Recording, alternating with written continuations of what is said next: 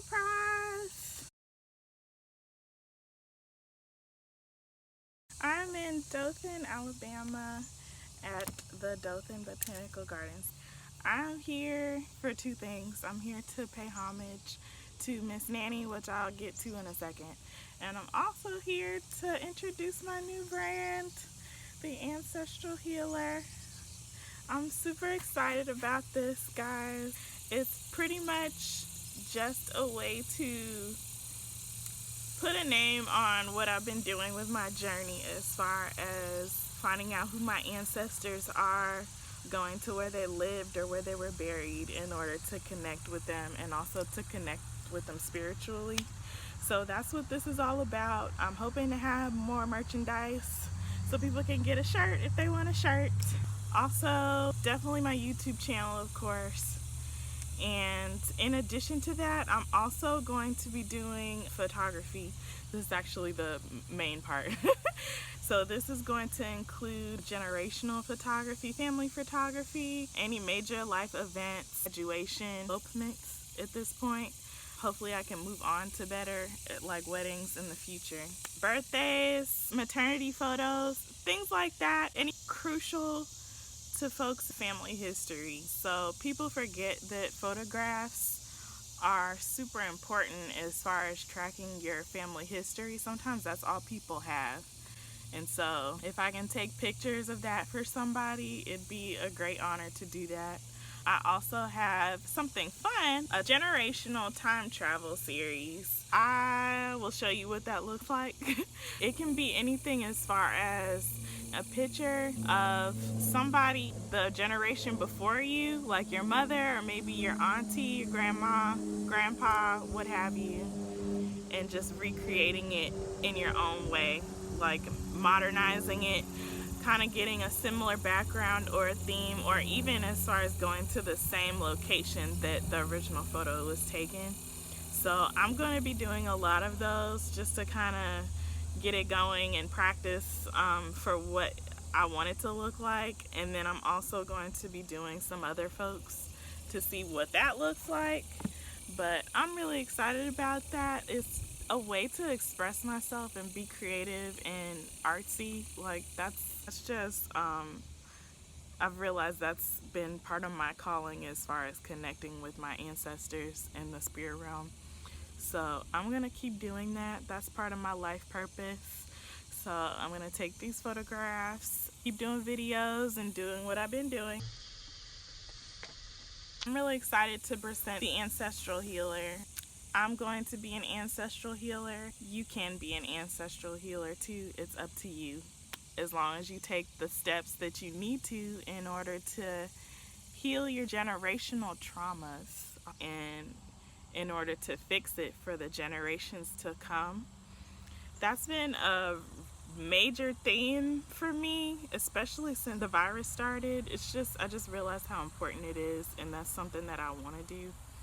So like, whether that's through art, therapy, shoot, to having them hard conversations nobody wants to have, also through this artwork, taking pictures and stuff, doing my YouTube channel, getting in front of the camera.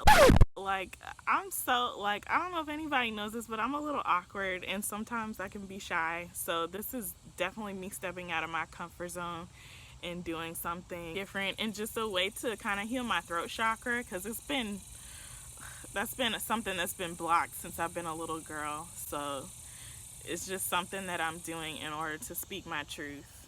The videos and the vlogs that I've been doing has been super fun. I just want to continue doing it and continue shedding some light and creating awareness for what you can do in order to heal your ancestry line.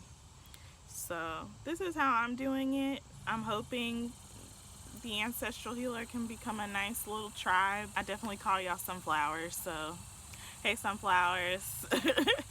And like, let's just do what we can to heal.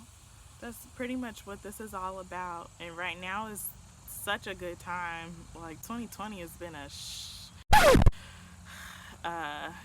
SHIT show. It's been super ugly, so this is just my way of adding beauty to this. I took a road trip all the way down here. I'm honoring Miss Nannie. Hold on one second. So this is Miss Nannie. This is who I'm honoring today. Quick backstory. She and I used to work together. Actually, I was like an intern slash volunteer at Joel Chandler House Museum. If you've never heard of it, please go by. It's in Atlanta. But anyway, we used to work together. She was already pretty old then. That was back in 2011 when I was working with her. So, shoot, 9 years. Okay, yeah, 9 years. So, like, when I met her, she was just so precious. Like, I don't even know why, but when I first met her, I gave her a hug. She didn't know me, didn't know anything about me. I just came in there and gave her a hug because I knew she was old. From then on, I worked there consistently up until 2014. I interned there while I was in college. So on the weekends, I would go work with her and do tours and stuff. And we always used to hang out in the kitchen in the back. And we'd always crack jokes and stuff. And she'd tell me stories. She also really loved Coca-Cola. And like, she really wasn't supposed to be having none. But that was like her thing. Also, so I'm here doing this because she was raised here in Dothan, Alabama, and I've never been here before, so I just drove down here to kind of get a feel for the area. I figured the botanical garden was a good place to come honor her. I asked her, she agreed that it was cool.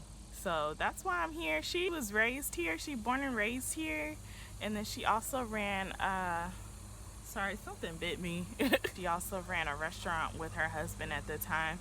By the time I met her, her husband had passed. So I'm not sure at what point she came to Atlanta. I know Dothan was a pretty big piece of her life, and she probably still has family here. I don't know too much about her other than that, like the people who are still in her life. I don't know too much about that.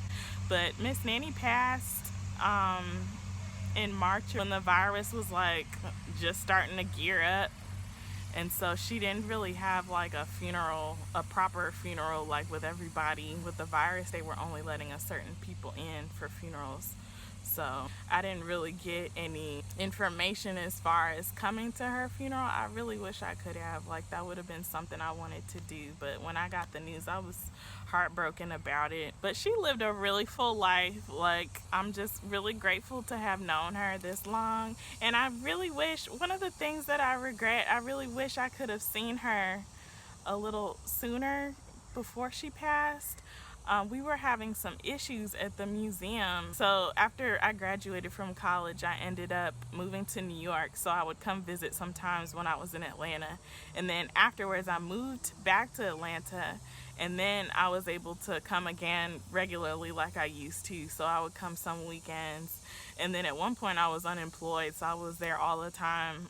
They let me help out there while I was looking for a job. Yeah, so we ended up having issues 2016 into 2017. We had gotten a new, I'm airing out the business, but anyway, we had gotten a new director, and this lady was like clearing everybody out, like people who had been there for years. Like, she was just getting rid of everybody, like for no reason. Probably had to do with the board that we had. They just kind of wanted some fresh new faces or whatever, and I could have been one of those, but you know, I still had a really strong connection with the older ladies that I used to work with there. So if you're getting rid of them, no, I don't want to be there again anymore. Like, no. So I left with them, but Miss Nannie was one of the ones who stayed. Like, I don't think they had the heart to get rid of her because she was so old. She had been there for so long. And so I wish I could have saw her when all that was going on. She was there by herself, and then there were some new girls in there, whatever, whoever they were trying to replace people with. So I never did get to see her when that was going on because stuff got just so dramatic. I kind of didn't want to be involved, so I just left it alone. Shoot, 2017 was probably the last time I saw her. It's 2020 now. I'm not sure what quite happened. I think it was her health that was just deteriorating, and she was old. I don't think she caught the virus, but I really don't know. Nobody said that, but I don't know. I just wanted to come here to honor her properly. Like, this was important to me to be able to come here and do this for her. And also to release my brand and what I'm going to be doing as far as my healing work with my family lineage. I feel like this is what I've been called to do. So I'm just making it work for how I want it to look like. And I just pray that it's very prosperous and that people kind of hop on board and want to help heal their family lines too, because it's really, really important. Like, y'all don't understand the stuff, the trauma that just gets passed down that's just genetic. And we really do have the power to heal that. We don't have to take it with us, we don't have to pass it down. Sorry, we don't have to pass it down to our children. It can end with us, it can stop with us. And so that's what this is about. So I'm here to honor Miss Nannie, my little angel. And now I just want to check out the garden and take some pictures. Do a little promo pictures with my shirt. But yeah, my shirts are gonna be coming real soon. Just look out for it. I'm getting a website and all that jazz. So stay tuned. Please like, follow, and subscribe. Please like, share, and subscribe. And thank you guys. Thank you so much for following my journey and for sharing it with anybody you feel might be interested. I really appreciate it. And I can't wait to see where this journey goes.